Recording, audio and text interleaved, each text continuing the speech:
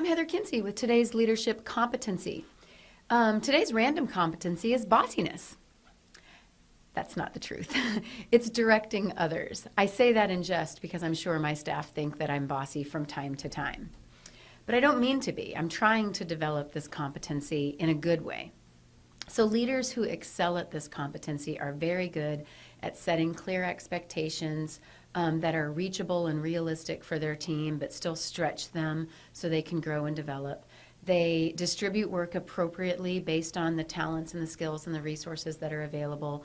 They keep two-way communication going back and forth very easily so they can keep their pulse on the situation to make sure that if corrective action is needed or if resources need to get realigned, they're able to do so.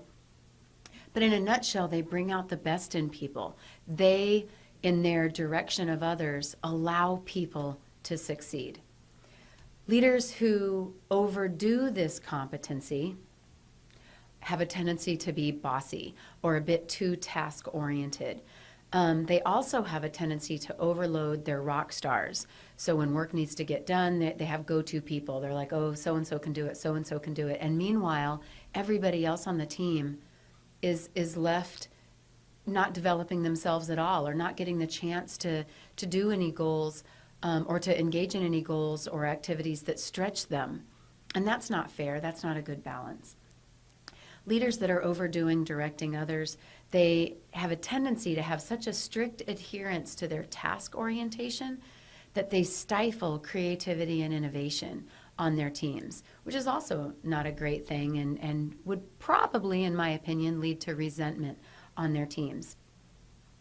Leaders who have not developed the competency of directing others, so they're not necessarily overdoing it, but they're underdoing it, they have a tendency to just look disorganized. You know, they're very reactive. Oh, work needs to get done. Does someone, can someone do it here? They don't plan out the work. They don't purposefully delegate the work. And the result of that is often confusion or resentment among the team. These types of leaders fail to listen and fail to pay attention, either because they don't know how or because they don't have time or they simply don't want to. But the result is that resources aren't being utilized correctly, whether it be human resources or technological resources or other resources. There's no purposeful matching of those things, and inefficiency abounds.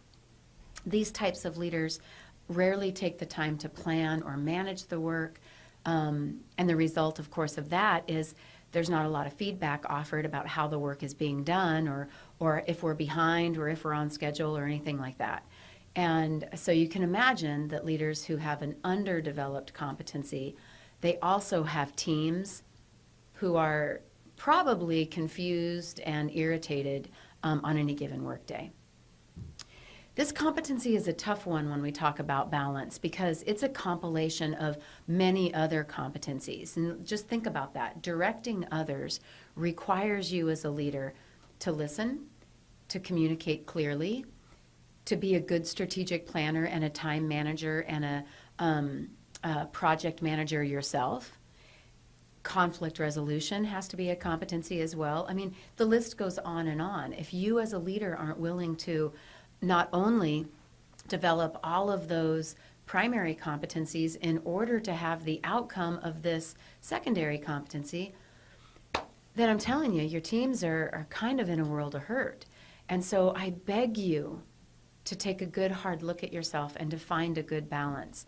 I know that I'm bossy and I work very hard to try to ratchet that back a bit because my staff deserve more of me. Way back in the day, I didn't know what I was doing myself, and so I had a hard time directing others, and my staff deserved more of me.